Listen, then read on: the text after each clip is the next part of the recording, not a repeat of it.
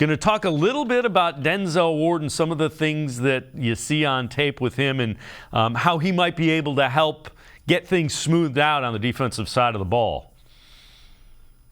Yeah, breaking down the film, obviously the Browns are struggling with stopping the run. And one of the things they can do to help stop the run is play a little bit more man coverage and get some more people in the box. And I think they're going to have to pull out all the stops here. Those defensive tackles and that defensive lineup through the middle are really, really struggling with these power run games, even with teams that don't do it. So by playing man coverage, I was breaking down film and trying to figure out how, what are some ways they can do it. And I think if they play some man coverage, load the box, and I think these guys are talented enough, and I think Denzel Ward leads that pack for sure. Yeah, and you mentioned playing more man. They play the second most zone coverage in the NFL. Almost 89% of the time they're in zone. Only team that plays it more is the Falcons. So I think, we might be on to something. But let's start looking at some of the things that Denzel Ward does that are at an elite level. This one you mentioned is closing speed. Well, one thing he does here, and he always does, that's why I love him in man, is he stays attached. So when you watch him in coverage, especially when he's in man, he stays attached. So you're going to see his kind of his left hand kind of guide. He doesn't redirect, so he doesn't get called for a penalty, but he's always engaged. He's always connected. And then he's able to close. He's got elite speed. He's the combine, he was a 4.3 guy. He's got great ball skills here. He's able to catch it like a receiver. And again, just his talent level is through the roof, especially in man coverage. I love it.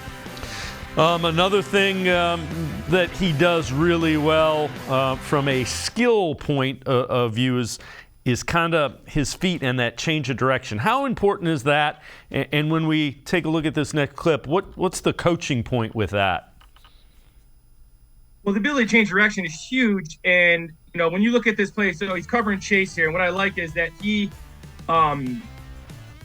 has great feet in a small area. He's in man coverage here. He understands that the end zone is his friend as an extra defender. So as he doesn't backpedal and lose ground. And then when Chase is going to run a whip route here, he's going to drive in on that slant and then attack back outside.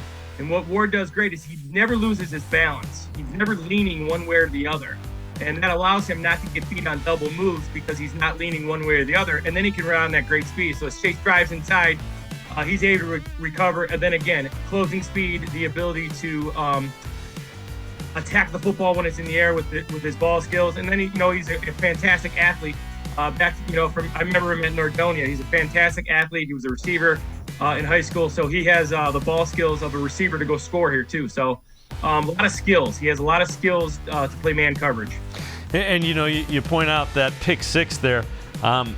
He kind of started driving on that right as soon as Chase went like a yard into the end zone. He was like, "All right, I don't have to backpedal. The end zone's the end zone." Yeah, and so many times you see that, and when I was at camp, I saw them working on that a bunch, and I think it's such an important drill. That's why a lot of people get beat on the back shoulder fades. That's why they get beat on slants. Once you're inside that, especially inside that 10 to 15 yard radius, you don't have to backpedal. He's not going to beat you over the top. So he does a great job there, and he's able to read. He does a great job of recognizing routes, and he does a great job of driving on the football. He reads Burrow's drop there and drives and makes a great play. The other thing that you mentioned in this next clip that's coming up, 50-50 balls, and those are important. It's kind of a mindset as well. Well, the first thing you're going to see is that every route he's covering in these clips, he's covering an elite guy, and he takes that challenge, and that 50-50 ball is competitive nature that he has. So this is against T. Higgins. He goes up high.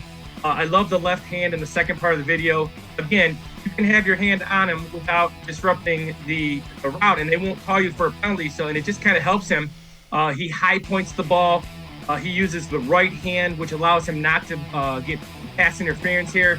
And he's very, very competitive. And so I like him against these top guys. I like him in man coverage and I like him being in man so he can help the defense load the box and stop the run. And again, it's kind of a mindset. The ball in the air, he feels like it's his. And again, T. Higgins, remember, that's a 6'5" guy. He's given up 4 or 5 inches to that guy and still able to be physical enough at the point of attack, if you will, with the ball. I've watched him a long time, as most of us in Northeast Ohio have. From his Nordonia days to Ohio State, he's extremely, extremely competitive. He played on a really good team in high school, obviously in college.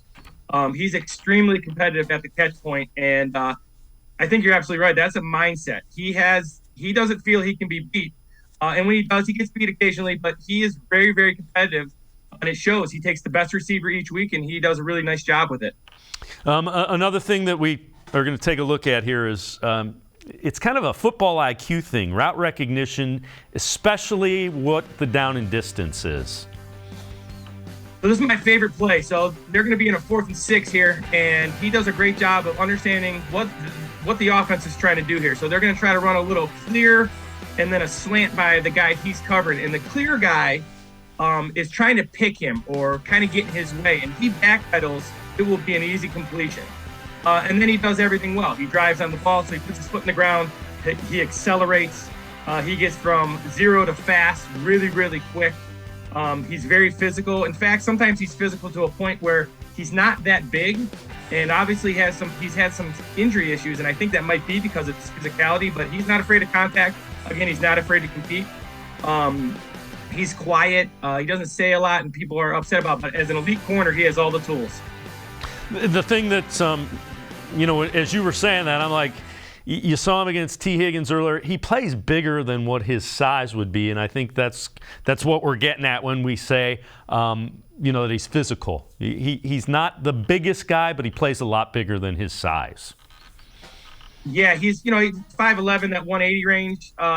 He's not the biggest corner, but his feet allow him to play, be physical. He can change direction.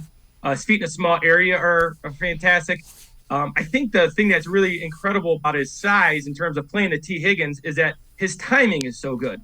So when the ball is at the high point, or he's going for a breakup, or when the receiver looks, his timing is impeccable. So that size, that not being 6 foot, he's able to make up for that with his timing.